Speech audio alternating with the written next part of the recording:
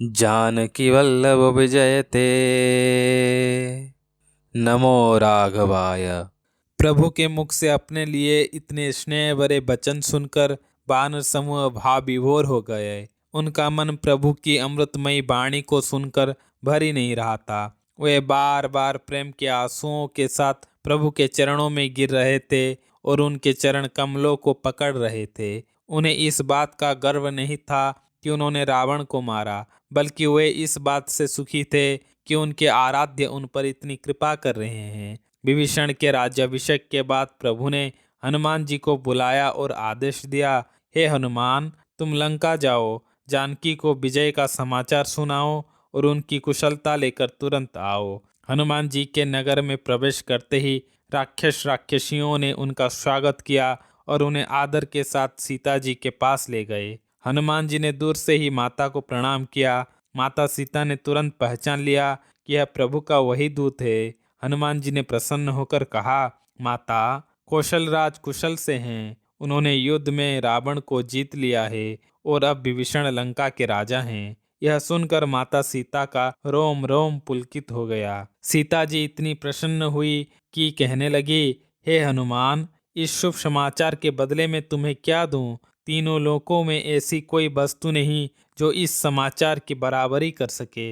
हनुमान जी ने बड़े विनम्रता से कहा, माता, प्रभु को सपरिवार विजयी देखना ही मेरे लिए तीनों लोकों के राज्य से बढ़कर है। तब सीता जी ने हनुमान जी को अमर आशीर्वाद दिया, हे पुत्र, तुम समस्त सद्गुणों के धाम बनो और श्री राम व लक्ष्मण तुम पर सदा प्रसन्न रहें। फिर माता ने कहा, तात, अब ऐसा जतन करो कि मैं जल्द से जल्द प्रभु के दर्शन कर सकूं। हनुमान जी ने जाकर प्रभु को सारा संदेश सुनाया। श्री राम ने तुरंत अंगद और विभीषण को भेजा कि वे जानकी को आदर सहित लेकर आएं। विभीषण ने सीता जी को दिव्य स्नान कराया, सुंदर वस्त्र और आभूषण पहनाए और एक पालकी सजा कर लाए। जब पालकी चलने लगी तो रास्ते में बानर और भालू अपने माता के दर्शन के लिए उमड़ पड़े। रक्षकों ने उन्हें हटाने की कोशिश की, लेकिन प्रभु श्री राम ने हंसकर एक बहुत गहरी बात कही, सीता को पैदल आने दो ताकि ये बानर अपनी माता को देख सकें। स्त्री की असली रक्षा उसका चरित्र है,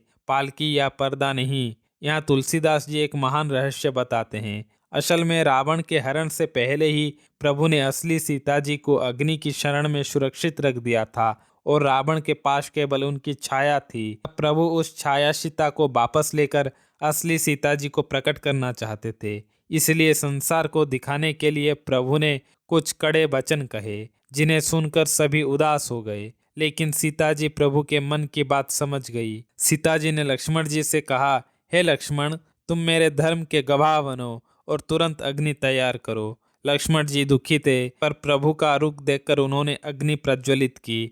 सीता जी ने सत्य की शपथ ली, यदि मेरा मन, वचन और कर्म केवल श्री राम में ही लगा है तो यह अग्नि मेरे लिए चंदन के समान शीतल हो जाए। जैसे ही उन्होंने अग्नि में प्रवेश किया, उनकी छाया मूर्ति और उस पर लगा लोक कलंक जलकर भस्म हो गया। तभी स्वयं अग्निदेव ने असली सीता जी का हाथ पकड़कर उन्हें श्री राम को सौंपा, जैसे क्षीरसागर ने विष्णु जी को लक्ष्मी जी सौंपी थी। जब माता सीता श्री राम के वाम भाग में आकर बैठी तो उनकी छवि ऐसी सुंदर लग रही थी मानो नील कमल के पास सोने के कमल की कली सुशोभित हो। रावण की मृत्यु के बाद आकाश से देवताओं ने फूलों की वर्षा की और नगाड़े बजाए, अप्सराएं नाचने लगी। इसके बाद इंद्र का सारथी मातली प्रभु से आज्ञा लेकर स्वर्ग लौट गया। तब वे देवता आए जो सदा अपने स्वार्थ के लिए प्रभु को पुकारते थे। उन्होंने प्रभु की वंदना करते हुए कहा, हे दीनबंधु, आपने इस दुष्ट रावण का अंत कर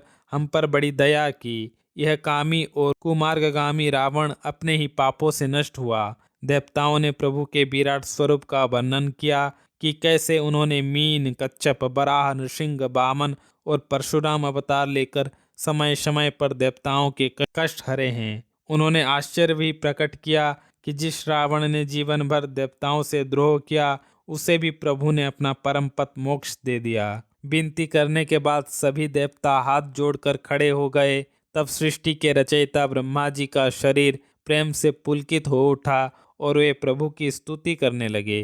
ब्रह्मा जी ने कहा, हे राम, आप गुणों के समुद्र और भवसागर के दुखों को हरने वाले हैं। आपने रावण रूपी सर्प को गरुड़ की तरह पकड़ लिया। ब्रह्मा जी ने प्रभु के सगुण और निर्गुण दोनों स्वरूपों की महिमा गाई और अंत में वरदान मांगा कि उनके हृदय में प्रभु के चरणों की प्रति सदा प्रेम बना रहे। उसी समय स्वर्ग से राजा दशरथ जी वहां आए।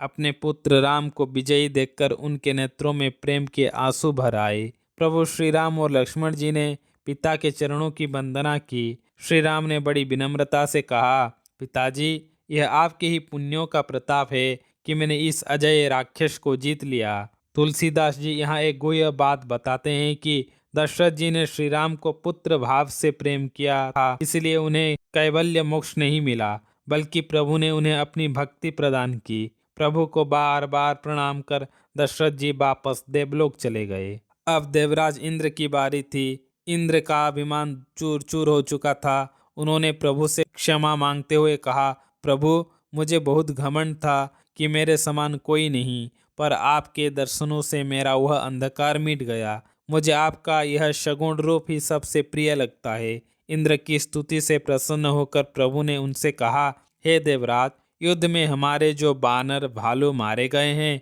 उन्होंने मेरे लिए प्राण दिए हैं। आप उन्हें जीवित कर दें। इंद्र ने तुरंत अमृत की वर्षा की। अद्भुत बात यह हुई कि अमृत वर्षा से केवल बानर और भालू ही जीवित हुए, राक्षस नहीं, क्योंकि राक्षस मरते समय रामाकार होकर पहले ही मोक्ष पा चुके थे, जबकि बानर देवांश थे और प्रभु की सेवा के लिए फिर से जीवित हो उठे।